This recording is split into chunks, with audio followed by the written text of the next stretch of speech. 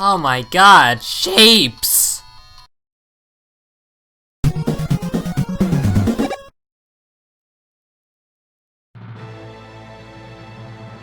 Okay, time for a history lesson. In a video game review, how crazy is that? Tetris is one of the most iconic games to ever be made. It's a simple game anyone can get into. It's even gotten to a point where people are playing it competitively, and that says a lot when your video game is competitive. Tetris started out as a simple puzzle game created in the year 1984, being developed by Alexei Pigeon. I pray to God I did not butcher that at all, when trying to recreate his favorite puzzle game. Its gameplay would become one of the most noteworthy of its kind in the genre. 5 years later, in 1989, Nintendo bought the rights to Tetris and eventually released the game on the Game Boy. Among the other versions of Tetris at the time, this one seemed to be the most popular for a few reasons. One potential reason is because when the Game Boy first released, it included Tetris as a bonus game. There were other versions of the game, such as one on the Amiga, Commodore 64, MS-DOS, basically any old PC at the time. But none of them could compare to Tetris on the Game Boy and its iconic Type A song, also known as Korobienki. I also pray to God that I didn't butcher that. A poem that was later adapted into a popular Russian folk song created in the 19th century, which for some reason translates into peddlers. Eventually, Tetris branched out to other game consoles and received new sequels and remakes, such as Tetris on the SNES with Dr. Mario and Tetris, and even a version on the CDI, which we all know is a console that can play Hotel Mario. The enclosed instruction book. Tetris has been playable on pretty much everything at this point. It's still relevant today with titles such as Puyo Puyo Tetris, Tetris 99, Tetris Effect, heck, even the Sega Genesis version of Tetris, which was never released and only 10 copies were ever sold, even released in 2019 with the Sega Genesis mini console.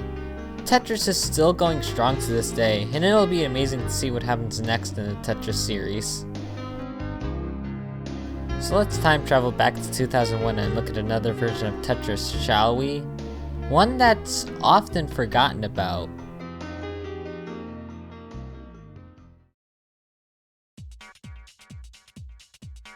Tetris Worlds, initially developed by 3 different companies and published by THQ. Tetris Worlds was initially released in 2001 for Microsoft Windows and Game Boy Advance, and 2002 for Xbox, GameCube, and PS2. Looking at the reviews of this game, it seems that the game got mixed reviews for some reason. But how could a Tetris game get such mixed reviews? What other Tetris game would get mixed reviews like that? No, there's actually no joke. At the time of making this video, Tetris World seems to be one of the most negatively reviewed Tetris games out there. But is it as bad as people say? Well, let's just find out. When booting up the game, you'll be able to watch a cutscene with these cube things called Minos. Apparently, their son Hadar will become a supernova much quicker than expected. Luckily for the Minos, they found planets that they can escape to in order to preserve their species, and it's up to you to make those planets livable for these Minos.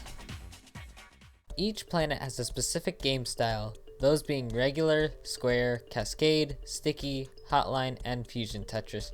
Each mode has a different objective to them, whether it be causing blocks to fall, causing something called a cascade, or clearing lines at a certain height, otherwise the player won't receive any points. I think the added modes are pretty good, albeit being a tad bit difficult, but if I were me, I'll just stick to regular Tetris, since honestly the extra modes aren't my favorite thing. Outside of that, the game has 2 main modes, story mode and arcade mode, which house the main game modes. But in story mode you have to reach a certain rank in order to make the world inhabitable for the Minos. Unfortunately, your time is very limited.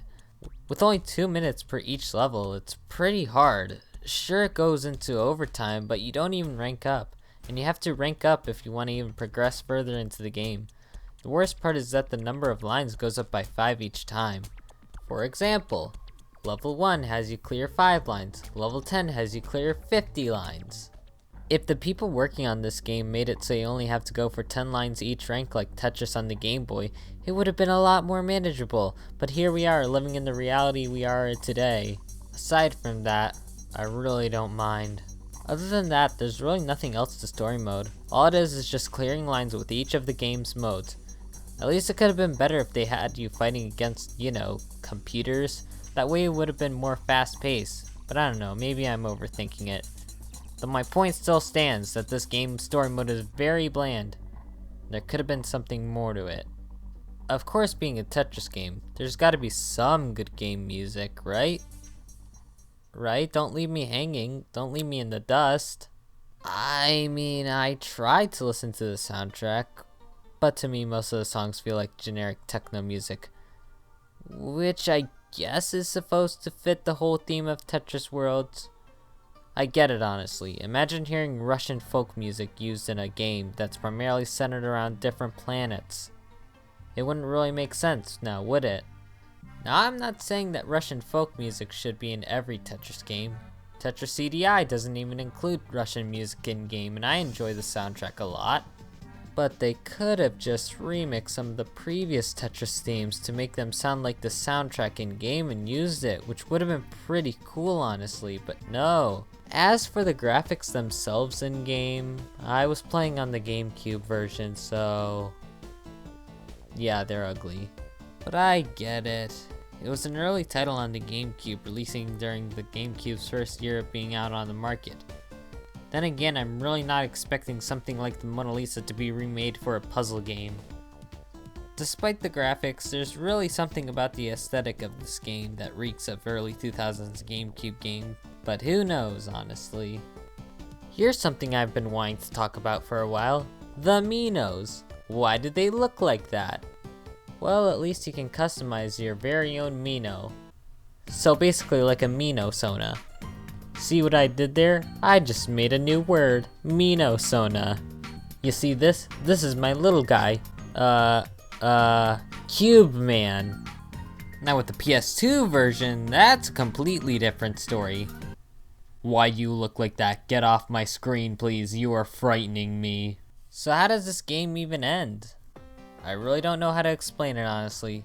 A bunch of Minos fly out of some portal, and they turn some sort of lava planet into one that's filled with colors? No explanation was given whatsoever. That's seriously how the game ends.